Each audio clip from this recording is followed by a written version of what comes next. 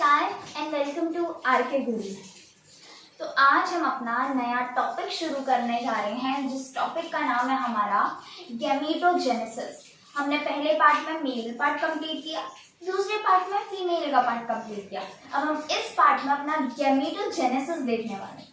हमने देखा था कि जेनेसिस का मतलब क्या होता है, किसी ना किसी चीज का बनना, किसी ना किसी चीज के बनने की प्रोसेस को हम क्या कहते हैं, जेनेसिस कहते हैं। तो वैसे ही गैमीटोजेनेसिस यानी कि इसमें हमारा क्या बन रहा होगा, गैमीट बन रहा होगा, यानी कि the formation of gamete is known as what, gametogenesis. अब गैमीट तो भाई दो प्रकार के होंगे ना सेक्सुअल रिप्रोडक्शन के अंदर, एक होगा मेल गैमीट तो दूसरा होगा फीमेल गैमीट। मेल गैमीट को हम क्या कहेंगे, मेल गैमीट की फॉर्मेशन को हम क्या कहेंगे, उसको हम कहेंगे स्पर्मेटोजेनेसिस। क्या बोलेंगे, स्पर्मेटोजेनेसिस। और वहीं पे अगर हम फीमेल की बात करें कि फीमेल वाले गैमीट के बनने की प्रोसेस को हम क्या कहेंगे, oogenesis। क्योंकि हमारा मेल गैमीट क्या होता है, स्पर्म होता है, तो spermatogenesis is related to sperm and male, male का होता है ना। वैसे ही हमारा ओवा किसका था, फीमेल का था। ओवा किसका गैमीट था, फीमेल का। तो जैसे ही ओवा से हमने ले लिया oogenesis is related to female. Female वाली गैमीटोजेनेसिस को हम oogenesis कहते हैं और मेल वाले गैमीटोजेनेसिस को हम क्या कहते हैं, स्पर्मेटोजेनेसिस कहते हैं। अब हम स्पर्मेटोजेनेसिस के अंदर फॉर्मेशन ऑफ स्पर्म देखेंगे और oogenesis के अंदर हम फॉर्मेशन ऑफ ओवा को देखेंगे। ठीक है, तो अब हम अपने इस वाले लेक्चर में अपना करेंगे हम स्पर्मेटोजेनेसिस कंप्लीट। क्या करेंगे, स्पर्मेटोजेनेसिस कंप्लीट। तो हेडिंग डालते हैं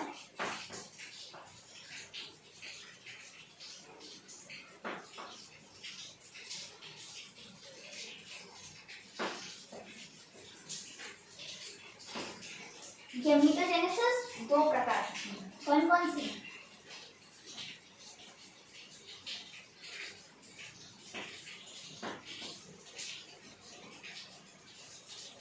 स्पर्मेटोजेनेसिस है, oogenesis। स्पर्मेटोजेनेसिस में किसका फॉर्मेशन होगा, स्पर्म का फॉर्मेशन होगा, यानी कि इसमें क्या है, फॉर्मेशन ऑफ स्पर्म।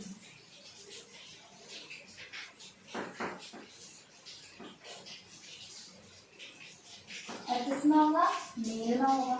और इसमें फॉर्मेशन ऑफ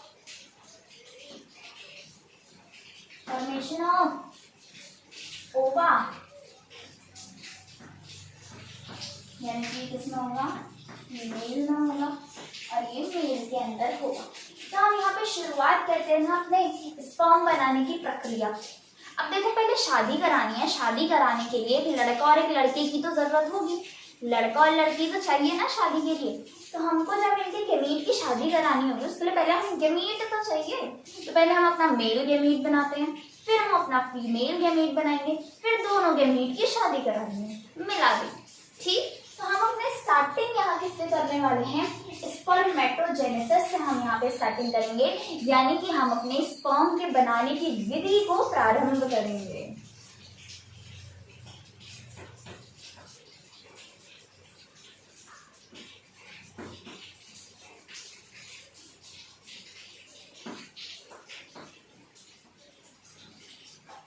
स्पर्मेटोजेनेसिस जो है वो कौन सी स्टेज पर आकर शुरू हो जाती है, क्या वो हमारे पैदा लेते ही स्पर्मेटोजेनेसिस शुरू हो जाती है या फिर थोड़ा टाइम बाद हो।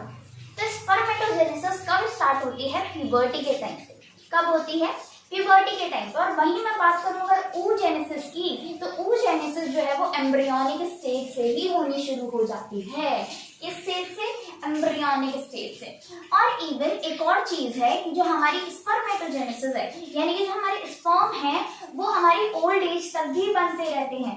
मेल के केस में स्पर्म ओल्ड एज तक भी बनते रहते हैं, लेकिन अगर हम बात करें oogenesis यानी कि फीमेल के केस की, तो फीमेल के केस में सिर्फ 45 से 50 इयर्स तक की ही एज होती है जब उसमें oogenesis हो सकती है किसी फीमेल के अंदर। उसके बाद क्या आता है, मेनोपॉज आ जाता है, यानी कि उसके बाद oogenesis की प्रोसेस नहीं होती, यानी कि हमारी ओवा का फॉर्मेशन नहीं होता है। कौन सी एज से, 45 से 50। लेकिन मेल के केस में ओल्ड एज में भी होता है। यानी कि स्पर्मेटोजेनेसिस किस टाइम पे स्टार्ट होती है? हमारी प्यूबर्टी के टाइम पर, जब प्यूबर्टी हिट करती है। एंड प्यूबर्टी और ओल्ड एज तक भी होती है, ओल्ड एज पर भी होती है। तो अगर मैं बात करूँ अपने स्पर्मेटोजेनेसिस की, तो उससे पहले हमारे पास कोई ना कोई ऐसी चीज तो होगी जिससे हमारे स्पर्म का फॉर्मेशन हुआ होगा। जैसे हमारे पॉलन ग्रेन का फॉर्मेशन हुआ था, तो तब हमारे पास क्या था? हमारा पॉलन मदर सेल था, पीएमसी था। तो यहाँ पे भी तो कुछ ना कुछ होगा कि हमारे स्पर्म का फॉर्मेशन हो जाएगा। तो हम अपने स्पर्मेटोजेनेसिस पे थे, यानी कि हम प्यूबर्टी के टाइम पे हमारी स्पर्मेटोजेनेसिस जो होती है वो शुरुआत हो जाती है। अब हमने जब अपना मेल वाला पार्ट देखा था सबसे पहले, तो उसमें हमने क्या देखा था? कौन से पार्ट में हमारी स्पर्मेटोजेनेसिस की प्रोसेस होती है? कौन सा पार्ट था? याद करो। सबसे बाहर क्या था? Tunica albuginea. ट्यूनिका एल्बुजिनिया अंदर इमेजिनेट होकर के क्या बना रही थी? Testicular lobules. कितने थे टेस्टिकुलर लोब्यूल्स? 250 प्रेजेंट थे। हर एक टेस्टिकुलर लोब्यूल्स के अंदर क्या प्रेजेंट था? Seminiferous tubule, 2 to 3 seminiferous tubule. और उसी सेमिनिफेरस टिब्यूल के अंदर हमारी स्पर्मेटोजेनेसिस की प्रोसेस होती है। यानी कि गैमेटोजेनेसिस हमारा कहाँ पे होता है? मेल पार्ट में। कहाँ पे होता है? सेमिनिफेरस टिब्यूल के अंदर। कहाँ पे? सेमिनिफेरस टिब्यूल के अंदर। तो वहां पे हमारे कौन से सेल्स थे? अब ये याद करो। हमने अपना ऐसे करके सेमिनिफेरस टिब्यूल बनाया था, जिसके अंदर हमारे कुछ तो प्रेजेंट थे स्पर्मेटोगोनिया। क्या प्रेजेंट था हमारा? स्पर्मेटोगोनिया, जो कि आगे जाकर के क्या बना रहा था? स्पर्म। और सर्टोली सेल्स भी प्रेजेंट थे, जिसको हमने नर्स सेल बोला था। वही नर्स सेल उसको नरिशमेंट देने का काम भी कर रहे थे। तो हम क्या पकड़ लेंगे? हमने स्पर्मेटोगोनिया। कैसे सेल्स थे? क्यूबॉइडल सेल्स थे। कैसे सेल थे? क्यूबॉइडल सेल्स थे। तो हमने उठा लिया हमारे क्या? हमने उठाया अपना कहाँ पे होता है ये process? This process occur in seminiferous tubules. Seminiferous tubules के अंदर हमारी ये प्रोसेस देखने को हमको मिलती है। तो कहाँ क्या था? यहाँ पे ऐसा कुछ सेमिनिफेरस टिब्यूल था, जिसके अंदर क्यूबॉइडल सेल्स प्रेजेंट थे, जिसको हमने अपना स्पर्मेटोगोनिया नाम दिया था। और बीच बीच में हमारे सर्टोली सेल्स प्रेजेंट थे। ये क्या है? स्पर्मेटोगोनिया। और ये क्या है? Sertoli cell. इन्हीं में तो हमारा आगे जाकर के क्या बनाया था? स्पर्म बनाया था। क्या बनाया था? स्पर्म बनाया था। तो उठा लेते हैं अपने स्पर्मेटोगोनिया को। पहले ये बताओ कि इस स्पर्मेटोगोनिया की प्लॉइडी क्या होती है? एन है कि 2n है? हैप्लॉइड है कि डिप्लॉइड है? बताया था 2n होती है, डिप्लॉइड होती है। कैसी होती है स्पर्मेटोगोनिया की प्लॉइडी? 2n होती है। लिख लेते हैं, यहाँ पे स्टार्टिंग करते हैं अपने स्पर्मेटोगोनिया, जिसकी प्लॉइडी क्या होती है? 2n होती है। इसमें हमने क्या करी? माइटोसिस करी। What we did here? Mitosis. Mitosis is equational division और reductional division. Mitosis में प्लॉइडी आधी होती है कि वही रहती है? क्वेश्चन का आंसर ये तो पढ़ा होगा ना, 9, 10, 11 सब में पढ़ते हुए आ रहे हैं। Difference between meiosis and mitosis. Mitosis का मतलब होता है इक्वेशनल डिवीजन, यानी कि जिसमें प्लॉइडी लेवल जो होता है वो हमारा सेम रहता है। अगर वो डिप्लॉइड है तो डिप्लॉइड ही रहेगा, अगर वो हैप्लॉइड है तो हैप्लॉइड ही रहेगा, आधी नहीं होगी उसकी प्लॉइडी। किसके केस में? माइटोसिस के केस में। और मियोसिस के केस में क्या होती है? वो आधी हो जाती है, क्योंकि मियोसिस में 2 प्रोसेस होती हैं, मियोसिस 1 एंड मियोसिस 2। और meiosis 2 is same as mitosis. तो मियोसिस जो होता है वो हमारा रिडक्शनल डिवीजन होता है, और माइटोसिस जो होता है हमारा वो हमारा इक्वेशनल डिवीजन होता है। मियोसिस के प्लेस में प्लॉइडी जो होती है वो आधी हो जाती है, अगर 2n है तो n हो जाएगी। और वहीं पे माइटोसिस के केस में क्या होता है? प्लॉइडी हमारी 2n ही रहेगी। यानी कि हमने जब यहाँ माइटोसिस किया, ये हमारे स्पर्मेटोगोनिया था 2n प्लॉइडी का, माइटोसिस करने के बाद भी इसकी प्लॉइडी क्या बची, 2n ही रही। क्या रही इसकी प्लॉइडी, 2n ही रही। अब इसमें से हम एक को उठा लेते हैं, ये एक उठा लिया हमने, ये क्या है, प्राइमरी स्पर्मेटोसाइट। प्राइमरी स्पर्मेटोसाइट में अब हमने क्या किया, अपना प्राइमरी स्पर्मेटोसाइट के अंदर हमने क्या की, मियोसिस 1 करी। क्या करी, मियोसिस 1। मियोसिस 1 करने के बाद ये जो हमारा प्राइमरी स्पर्मेटोसाइट है,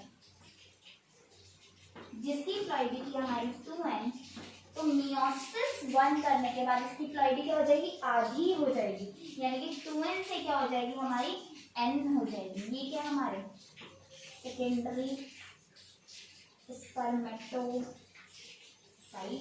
इसकी प्लॉइडी क्या है हमारी, n हो जाएगी। n कैसे हो गई, क्योंकि मियोसिस हो गया हमारा, मियोसिस 1।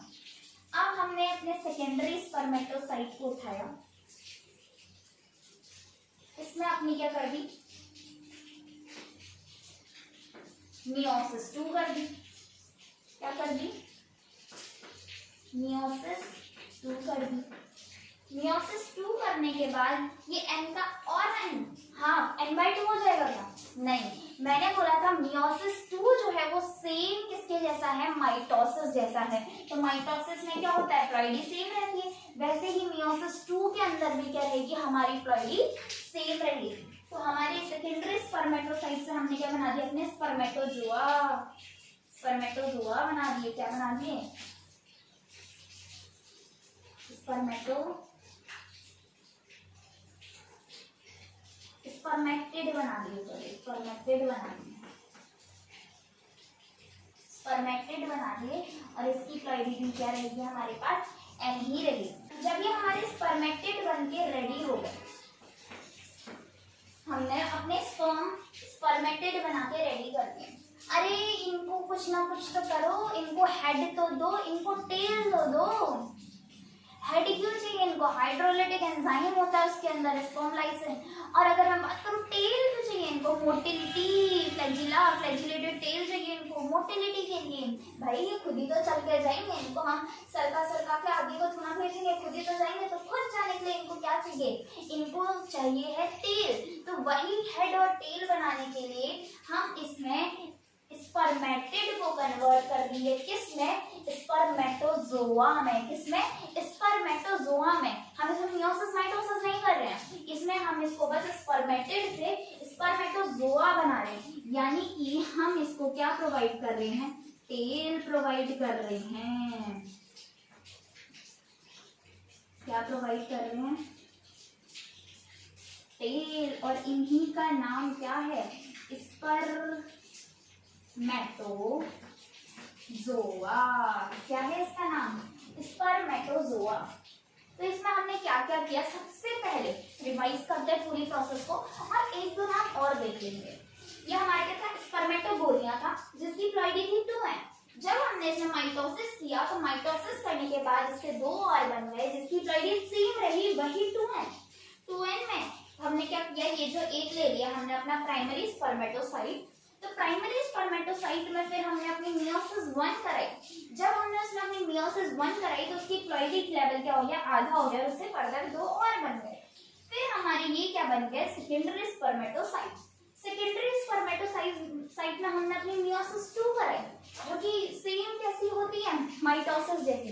तो उसमें प्लॉइडी लेवल तो चेंज नहीं होगा। तो सेकेंडरी स्पर्मेटोसाइट से हमने किस चीज का फॉर्मेशन किया, स्पर्मेटिड का फॉर्मेशन किया, जिसकी प्लॉइडी लेवल क्या होती है, n होती है। n/2 नहीं करना है, सिली मिस्टेक नहीं करके आना है। मियोसिस 2 में आपकी कैसी होगी, सेम एज माइटोसिस होगी, क्योंकि यहाँ पे भी n है, यहाँ पे भी n ही बनेगा।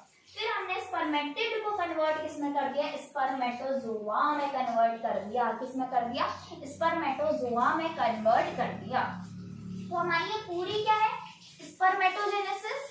क्या है, स्पर्मेटोजेनेसिस। दिस होल प्रोसेस, यहाँ पे हम कुछ नाम लिखेंगे। पहला है हमारा स्पर्मेटोजेनेसिस, स्पर्मेटोसाइटोजेनेसिस,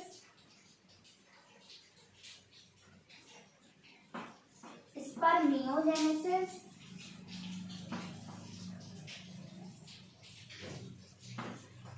और ये क्या है, स्पर्मिएशन। क्या है, स्पर्मिएशन। अरे भाई ये सब कुछ तो एक जैसा लग रहा है, स्पर्मियोजेनेसिस, स्पर्मेटोसाइटोजेनेसिस, स्पर्मेटोजेनेसिस, स्पर्मिएशन, ये सब कुछ ही एक जैसे हैं, ये कैसे याद होगा हमको? वेरी स्पर्मेटोजेनेसिस, स्पर्मेटोजेनेसिस मतलब स्पर्म का फॉर्मेशन हो रहा है, जेनेसिस स्पर्म यानी कि कुछ ना कुछ बन रहा है, जेनेसिस हो रहा है, इसमें भी जेनेसिस हो रहा है, कुछ ना कुछ बन रहा है, किसी चीज का फॉर्मेशन हो रहा है, इसमें भी जेनेसिस हो रहा है, इसमें भी कुछ ना कुछ बन रहा है, कुछ ना कुछ फॉर्मेशन हो रहा है, लेकिन इसमें नहीं हो रहा है जेनेसिस, इसमें नहीं हो रहा है। तो ये तो एक डिफरेंस तो पता चल गया, इन तीनों में जेनेसिस हो रहा है, इसमें नहीं हो रहा है, मतलब इसमें कुछ ना कुछ बन तो नहीं रहा, कुछ बन तो नहीं रहा, ये चीज तो हमें यहाँ पे अपनी कंफर्म हो गई। अब स्पर्मेटोजेनेसिस क्या? अरे भाई ये पूरी की पूरी प्रोसेस तो हमारी स्पर्मेटोजेनेसिस है, यानी कि हमारी whole sum process is what? Spermatogenesis. यही तो हम तब से पढ़े। चलो ये तो क्लियर हो गया, यानी कि फॉर्मेशन ऑफ स्पर्म हमारे क्या हो गया, स्पर्मेटोजेनेसिस हो गया, इतना तो हमको आ गया। पहला वाला तो हमको पता है, हम शुरू से यही पढ़ रहे हैं भाई, स्पर्मेटोजेनेसिस ही तो पढ़ रहे हैं, स्पर्म का फॉर्मेशन करना ही तो पढ़ रहे हैं। तो पूरी प्रोसेस को मिला करके यानी कि ये तीनों चीजें इसी के तो अंदर आती हैं, तो स्पर्मेटोजेनेसिस में ही तो आ गया ये दोनों चीजें, ये दोनों जो हैं, ये दोनों is a part of spermatogenesis. तो स्पर्मेटोजेनेसिस तो क्लियर हो गया, फॉर्मेशन ऑफ स्पर्म। ये स्पर्मेटोसाइटोजेनेसिस क्या है? जब साइटो वर्ड आ जाए तो ये याद रखना कि हमने जो प्राइमरी स्पर्मेटोसाइट बनाया, सेकेंडरी स्पर्मेटोसाइट बनाया, फिर इससे अपना स्पर्मेटिड बनाया, क्या क्या करा हमने, यहां से लेकर के स्पर्मेटिड तक की प्रोसेस को हम स्पर्मेटोसाइटोजेनेसिस बोलते हैं। क्या बोलते हैं? स्पर्मेटोसाइटोजेनेसिस।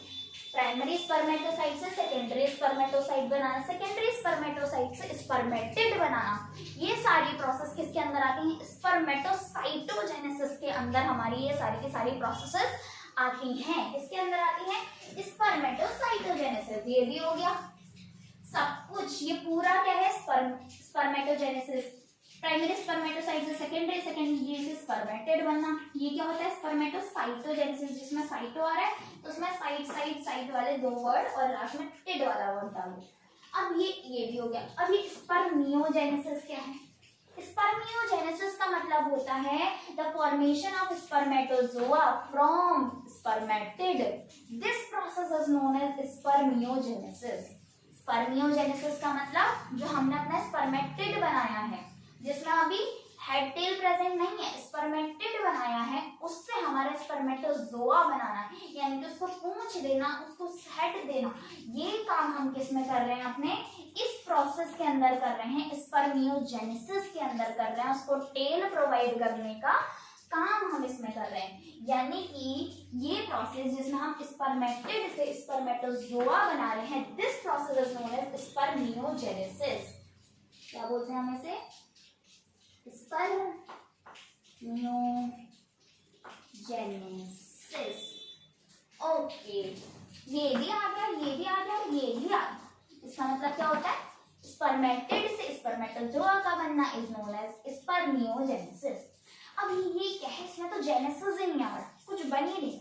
स्पर्मेटिड, स्पर्मिएशन का मतलब क्या होता है?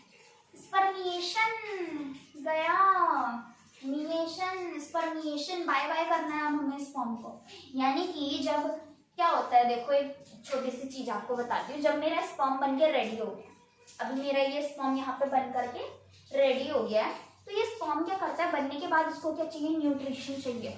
तो ये सर्टोरी के अंदर अपना सर घुसा देगा। इसके अंदर सर्टोरी सेल्स, ये मेरे सर्टोरी सेल्स हैं, जिसे हम नर्स सेल कहते हैं, जो कि नरिशमेंट प्रोवाइड करते हैं, एबीपी बनाते हैं, एंड्रोजन बाइंडिंग प्रोटीन। तो ये इसके अंदर जाएंगे और अपना हेड ऐसे करके घुसा देंगे। यहाँ पे बन जाएगी ना हेड, टेल वगैरह सब बन गई, तो टेल के थ्रू मोटिलिटी तो है ही इनके पास, तो ये जाएंगे यहाँ पे बन गए, यहाँ से बन के सीधे सर्टोली सेल्स के अंदर जाएंगे और वहाँ पे अपना सर जो है, हेड जो है एम्बेडेड ऐसे एम्बेड कर देंगे, उसके अंदर डाल देंगे। अब हम वहाँ से नरिशमेंट लेंगे, जब तक उनका पेट नहीं भरता है तब तक वो नरिशमेंट लेते रहेंगे और जब वो हेल्दी हो जाएंगे, बिल्कुल खाते पीते घर के लगने लगेंगे, उसके बाद वो अपना सर जो है सर्टोली से निकाल लेते हैं बाहर। पहले उनने, ये हमारा सर्टोली सेल है, ये हमारा स्पर्म है, स्पर्म आया सर्टोली में अपना सर घुसा के उससे नरिशमेंट ले रहे हैं। जब तक नरिशमेंट लिया उसने तब तक वो उसमें है। अब वो भाई बहुत मोटा हो गया, खाते पीते घर का हो गया, अब वो क्या करता है, सर्टोली से अपना हेड बाहर निकाल लेता है, सर्टोली से अपना हेड बाहर निकाल लेता है। तो ये जो बाहर निकालने वाली प्रोसेस है उसी को हम अपना स्पर्मिएशन कहते हैं। किसको? जब हमारा स्पर्म जो है सर्टोली सेल में एम्बेड होकर के न्यूट्रिशन ले करके अपना सर बाहर निकालता है, यानी कि सर्टोली से वो रिलीज होता है, इस प्रोसेस को हम क्या कहते हैं? स्पर्मिएशन कहते हैं। क्या कहते हैं? स्पर्मिएशन कहते हैं। तो चारों पॉइंट हमारे क्लियर हो गए हैं। स्पर्मेटोजेनेसिस क्या है? पूरी प्रोसेस। स्पर्मेटोसाइटोजेनेसिस क्या है? प्राइमरी स्पर्मेटोसाइट से सेकेंडरी, सेकेंडरी से क्या बनाना है? स्पर्मेटेड बनाना। इस प्रोसेस को हम स्पर्मेटोसाइटोजेनेसिस कहते हैं। स्पर्मियोजेनेसिस क्या है? स्पर्मियोजेनेसिस में स्पर्मेटिड से स्पर्मेटोजोआ बनेगा, यानी कि टेल आ जाएगी उसके पास। This process is known as spermiogenesis. Spermiation क्या है? सर्टोली से बाहर निकल जाना, बाय बाय हो जाना, विदा कर देना, विदाई। विदाई word is related to spermiation, ऐसे करके याद रखो ना, विदाई। भाई विदाई हो गई, किसकी विदाई हो गई? स्पर्म की विदाई हो गई। स्पर्म जो है सर्टोली से सेल निकाल करके, सर निकाल करके अपना गया, कहाँ गया? बस गया। तो this process is known as spermiation. तो इतनी चीजें क्लियर हुई कि नहीं? अब एक बात बताओ मुझे, ये जो मेरी स्पर्म बना है, इसकी प्लॉइडी क्या है? What is the ploidy of this sperm? N2N, N/2. Your options are N. Second option 2N. Third option N/2. And fourth option all of the above. बताओ स्पर्म की प्लॉइडी मुझे बताओ please. All of the above बोलने वाले मत आना। N/2 तो बोल भी मत देना, N/2 तो नहीं। क्या है प्लॉइडी? N है, हैप्लॉइड है। कितने क्रोमोसोम होंगे इसके अंदर? अगर देखो 2N है, एक चीज और बता ही देते हैं, सिखाई देते हैं। अगर 2N है तो इसके अंदर ओवरऑल कितने क्रोमोसोम होंगे?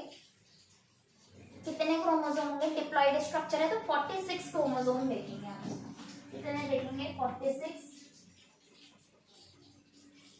क्रोमोसोम। अब ये तो पता होगा ना, एलोसोम और सेक्स क्रोमोसोम्स।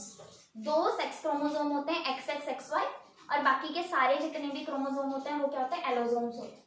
तो 2N में क्या है? 46 क्रोमोसोम होते हैं। अगर हम इसका आधा कर देते हैं, N कर देते हैं, तो इसका भी आधा कर दो। 46 का आधा क्या है? 23। तो इसमें कितना हो जाएंगे? 23 क्रोमोसोम। अब बताओ मुझे diploid, di word is related to 2 या फिर डाई या फिर बाई वर्ड रिलेटेड टू 2। तो ये कौन सा स्ट्रक्चर है हमारा? 2 है, 2N है, तो डिप्लॉइड स्ट्रक्चर, इसलिए मैं इसको सबसे डिप्लॉइड बोल रही हूँ। और अगर ये N है, आधा है, हाफ है, तो ये क्या है? Haploid structure. क्या है ये मेरा? हैप्लॉइड। इसको वही लिख लो जिसको नहीं पता है, और जिसको पता है वो तो वेल एंड गुड है। जिसको नहीं पता है इट्स ऑलराइट। कुछ ऐसी क्वेरीज होती हैं जो नहीं पता होती हैं, उसको सॉल्व करते करते आगे बढ़ो। ये नहीं कि ये हैप्लॉइड डिप्लॉइड क्या समझ में नहीं आ रहा है, छोड़ो, नहीं छोड़ना है। इफ यू वांट, इसके बाद मैं सेल साइकिल वाला चैप्टर पढ़ाऊंगी, विच इज वेरी इंपॉर्टेंट, जो आपका बेसिक बनाता है। बट अभी मैं ये एक्सपेक्ट करके चल रही हूँ कि एटलीस्ट जो 12th के बच्चे हैं तो उन्हें तो ये सब चीजें आती ही होंगी। अगर नहीं आती है इट्स ऑलराइट, सब क्लियर कर ही रहे। हैप्लॉइड आधा स्ट्रक्चर है, N होगा, N में कितने क्रोमोसोम है? 23 क्रोमोसोम। तो मुझे ये बताओ स्पर्म में कितने क्रोमोसोम होंगे? स्पर्म क्या था? हैप्लॉइड था, हैप्लॉइड मतलब N था, N है तो कितने होंगे? 23 chromosome. Yes, you are definitely correct. कितने होंगे? 23 क्रोमोसोम्स होंगे। अब मैं यहाँ पे अपने क्या बना लिया? स्पर्म बना लिया, स्पर्म बना के रेडी कर दिया। तो स्पर्म का स्ट्रक्चर देख लेते हैं ना, स्पर्म की शक्ल देख लेते हैं ना, फोटो देख लेते हैं, डायग्राम बना लेते हैं, उसका प्यारा प्यारा सा, सुंदर सुंदर सा।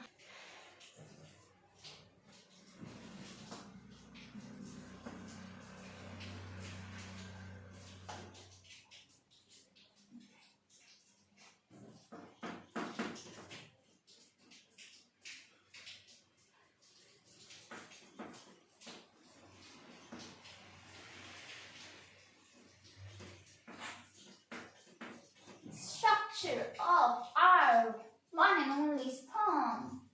Sperm का स्ट्रक्चर देख लेते हैं। ये हमने बना दिया इसका छोटू सा गोलू मोलू सा कुछ गोल गोल।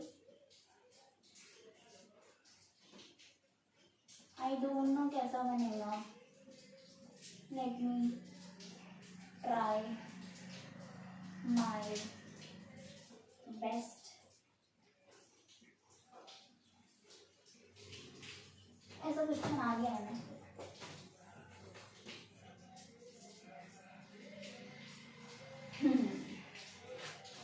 ये है मेरा स्पर्म। इतना बड़ा नहीं होता है, छोटा सा होता है। हाँ, ये हमने सबसे ऊपर वाला अपना कौन सा पार्ट बनाया है? This part is known as acrosome, जिसको मैंने हेड कहा था। एक्रोसोम मेरा हेड में प्रेजेंट होता है। और एक्रोसोम के अंदर क्या होता है? मैंने बोला था हेड एम्बेड कर देता है वो सर्टोली के अंदर, यानी कि इसके पास कुछ ना कुछ तो होगा ऐसा। और ये जो एक्रोसोम है किसका मॉडिफिकेशन है? भाई इतने सारे क्वेश्चन इजी है बहुत। Acrosome is the modification of Golgi. पढ़ के आए थे सेल में, cell the unit of life, कुछ तो था एक्रोसोम। किसका मॉडिफिकेशन था? गोल्जी का।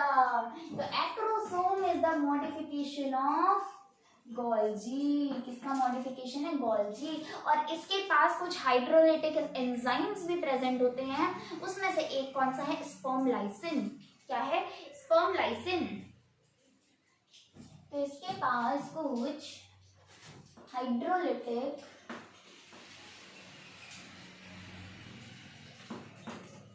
एंजाइम भी प्रेजेंट होते हैं, जैसे कि लाइसिन। ये हमारा क्या है? एक्रोसोम है। क्या है? एक्रोसोम।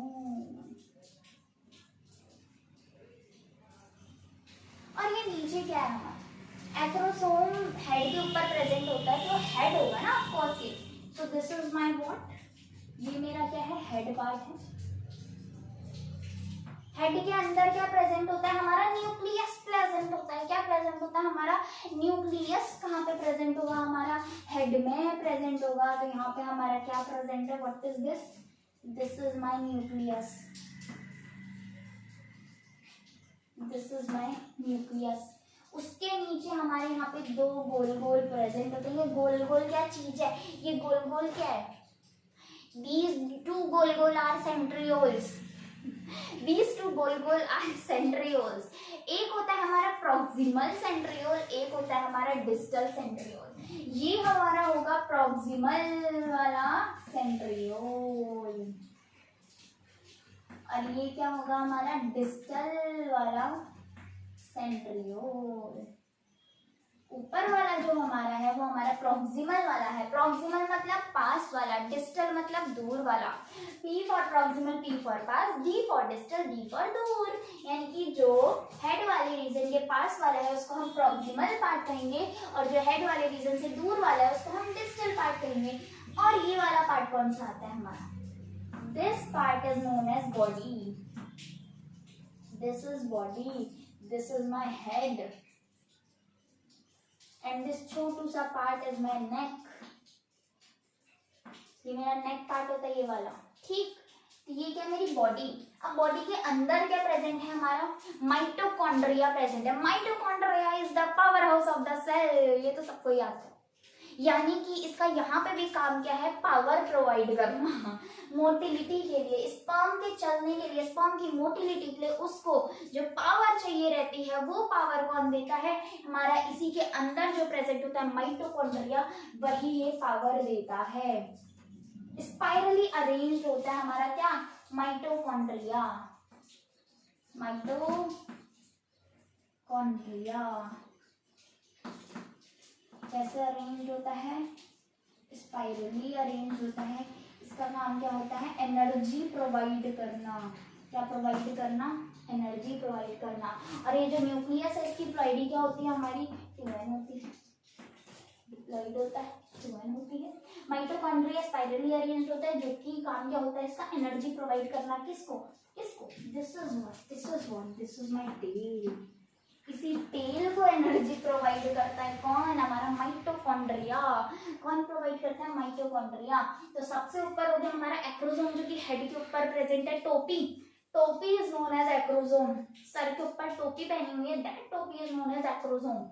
ये हमारा क्या है, सर है, हेड है, हेड के अंदर क्या प्रेजेंट होता है, न्यूक्लियस, जिसकी प्लॉइडी क्या है, 2n है, जिसकी प्लॉइडी क्या है, हमारे पास 2n है। अब नीचे जाते हैं, ये हमारा नेक पार्ट है, नेक पार्ट के अंदर 2 सेंट्रियोल प्रेजेंट होते हैं, एक होता है प्रॉक्सिमल सेंट्रियोल जो कि हेड वाले पार्ट के पास होता है, दूसरा होता है डिस्टल सेंट्रियोल जो कि हेड वाले पार्ट से दूर होता है। नीचे क्या होता है, हमारा मिडिल पीस। मिडिल पीस को हमने बॉडी भी कहा है, इसका नाम क्या होता है, जैसे मिडिल पीस लिखते हैं, मिडिल वाला पीस। मिडिल पीस में क्या प्रेजेंट होता है, माइटोकॉन्ड्रिया प्रेजेंट होता है जो कि स्पाइरली अरेंज्ड होता है, और इसका काम क्या होता है, एनर्जी प्रोवाइड करने का काम होता है। लास्ट में क्या आती है, हमारी टेल आके आइशी, हमारी एक टेल निकल करके आ गई है जो कि क्या प्रोवाइड करेगी, मोटिलिटी प्रोवाइड करेगी। और यहाँ पे हमारे स्ट्रक्चर ऑफ स्पर्म होता है खत्म। क्या खत्म होता है, हमारा स्ट्रक्चर ऑफ स्पर्म खत्म होता है। तो अब हमारा टॉपिक क्या है, कितना स्पर्म रिलीज होता है, तो वो डिपेंड करता है सीमेन पे। किस पे डिपेंड करता है, सीमेन पे। तो अगर हमारा एक इजैक्यूलेशन अगर हम देखें तो एक इजैक्यूलेशन में हमारा कितना सीमेन रिलीज होता है, सीमेन रिलीज होता है 3 से 4 ml।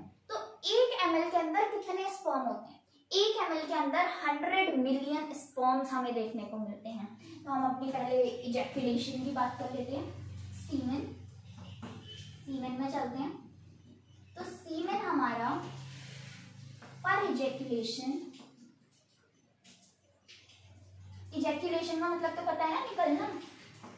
पर इजैक्यूलेशन कितना सीमेन निकलता है हमारा, 3 से 4 ml, 3 से 4 ml लिख लेते हैं अप्रोक्सीमेटली। और हमारा 1 ml में 100 मिलियन स्पर्म होता है। 1 ml में हमारा 100 मिलियन स्पर्म होता है। तो पर इजैक्यूलेशन हमारा कितना स्पर्म रिलीज होगा, पर इजैक्यूलेशन हमारा 200 से 300 मिलियन स्पर्म जो होता है वो रिलीज होता है इन अ हेल्दी मेल। हम एक हेल्दी मेल की बात कर रहे हैं जिसमें एक इजैक्यूलेशन में अप्रोक्सीमेटली 200 से 300 मिलियन स्पर्म रिलीज होता है। यानी कि इसमें कितना, 200 से 300 मिलियन, 200 से 300 मिलियन स्पर्म हमारा क्या होता है, रिलीज होता है। 200 से 300 मिलियन, एक बार में एक इजैक्यूलेशन में हमारा इतना मिलियन स्पर्म होता है। इतने मिलियन स्पर्म में एटलीस्ट हमारे 60% ऐसे स्पर्म होने चाहिए, इस ओवरऑल में 60% ऐसे स्पर्म होने चाहिए जिनका परफेक्ट साइज एंड शेप हो, जिनका परफेक्ट शेप एंड साइज हो। यानी कि हमारे 60% स्पर्म ऐसे होने चाहिए जिनका परफेक्ट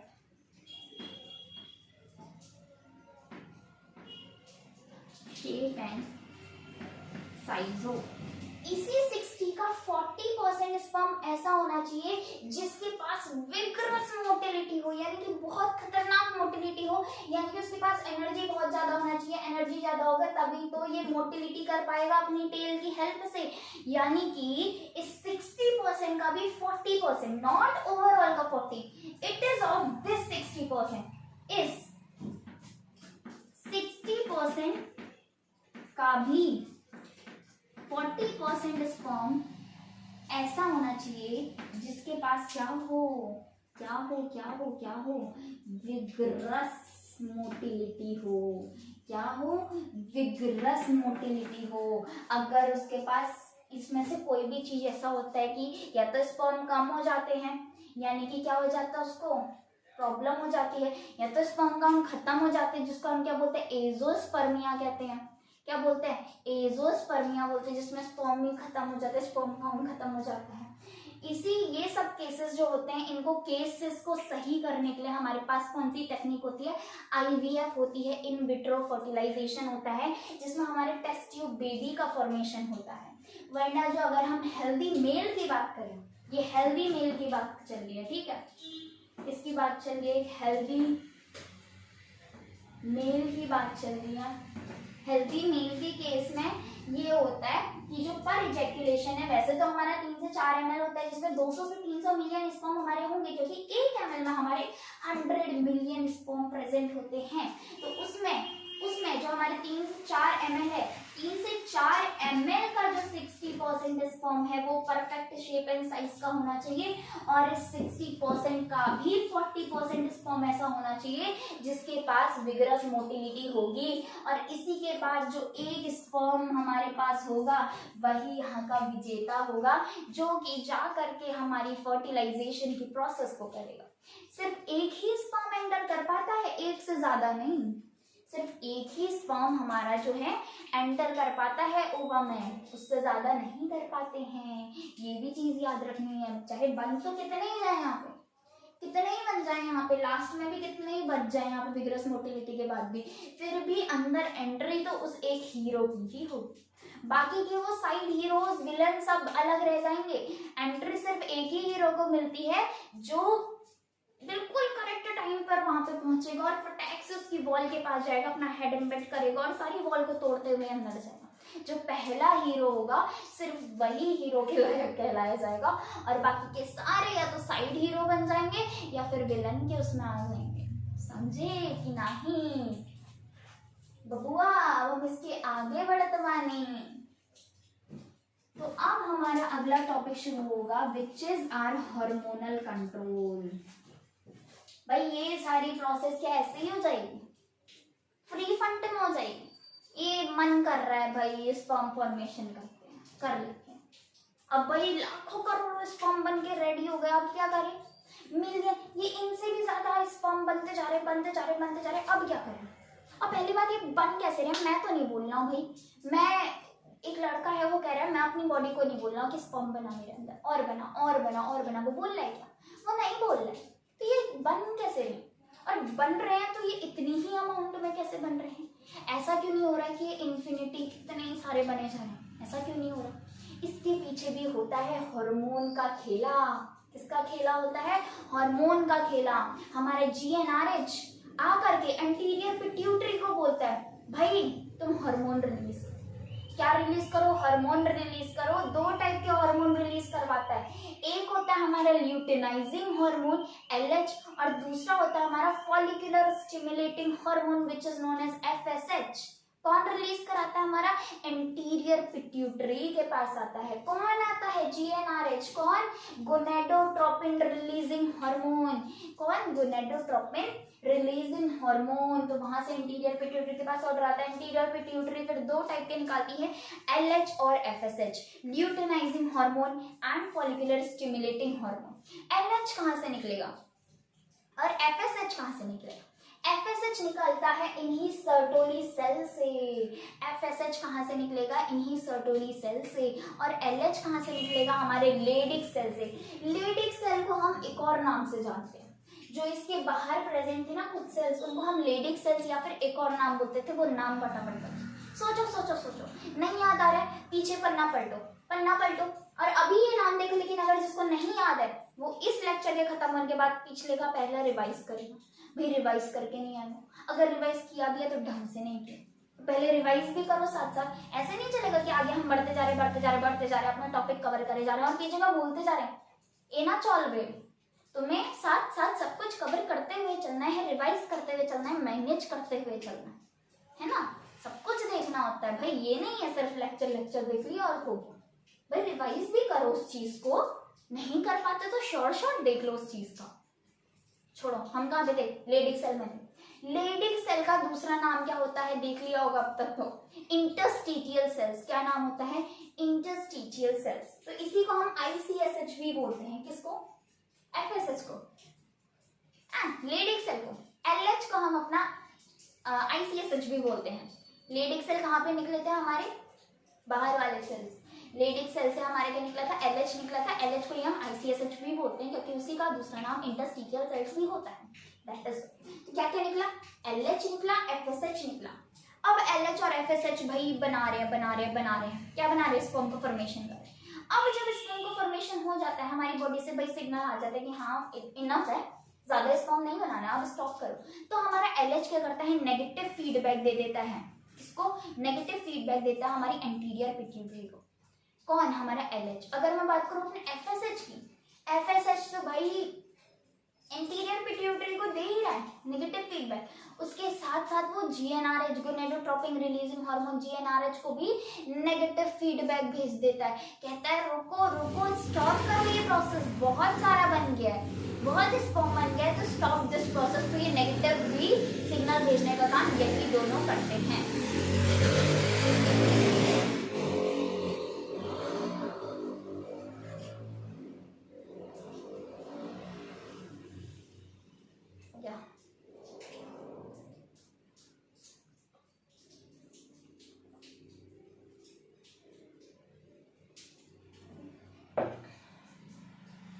तो हमारे क्या था, ल्यूटिनाइजिंग हार्मोन और फॉलिकुलर स्टिमुलेटिंग हार्मोन। तो जो हमारा सर्टोली सेल से एफएसएच निकला, उसका काम क्या होता है गैमेटोजेनेसिस की प्रोसेस में, और एलएच का काम क्या होता है टेस्टोस्टेरोन यानी कि मेल एंड्रोजन टेस्टोस्टेरोन को बनाने का। मेन हार्मोन कौन सा होता है टेस्टोस्टेरोन, तो उसका फॉर्मेशन कौन करता है हमारा लेडिक सेल वहां पे करेगा। तो इन सब चीजों को हम लिख लेते हैं ग्रंथ में, हेडिंग डालते हैं।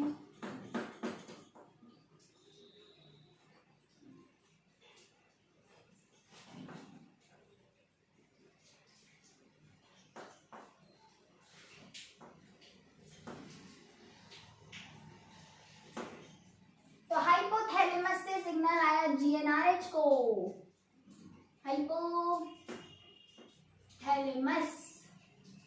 से सिग्नल आया जीएनआरएच को, जीएनआरएच ने भेजा एंटीरियर पिट्यूटरी के पास, एंटीरियर पिट्यूटरी ने फिर बनाए दो हार्मोन, जिसमें से एक का नाम है एलएच, दूसरे का नाम है एफएसएच। एलएच को हम बोलते हैं ल्यूटिनाइजिंग हार्मोन,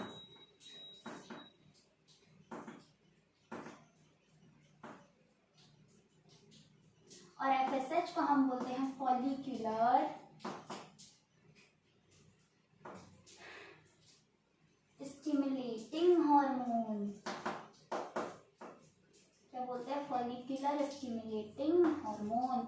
एलएच कहाँ से बन के आएगा हमारे लेडिक सेल से बन के आएगा, किससे बन के आएगा लेडिक सेल इसका फॉर्मेशन करेगी, और एफएसएच का फॉर्मेशन कौन करेगा सर्टोली सेल करेंगे, लेडिक सेल, या फिर हम इसे आईसीएसएच भी बोलते हैं क्योंकि लेडिक सेल को हम इंटरस्टिशियल सेल्स भी कहते हैं।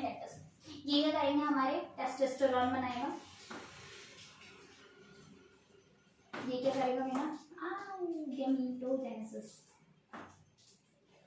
ये जो मेरा गैमेटोजेनेसिस एफएसएच किसको नेगेटिव फीडबैक देगा, मेरा एंटीरियर पिट्यूटरी को देगा कि बहुत हो गया, बहुत बन गया, बहुत ज्यादा बन गया। आई थिंक मैंने पहले उल्टा बोल दिया ना, या I am sorry for that mistake, मैंने पहले गलत बोल दिया।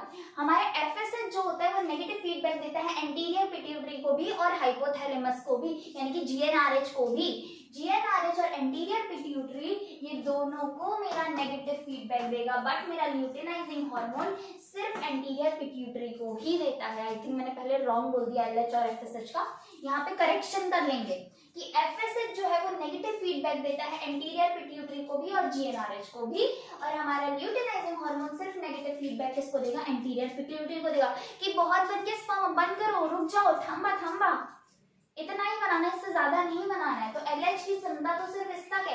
एफएसएच कहता है मेरा नाम भी बड़ा और मेरा काम भी बड़ा, उसका काम भी बड़ा है, इसलिए वो दोनों को ही नेगेटिव फीडबैक दे देता है, बॉस बन के रहता है।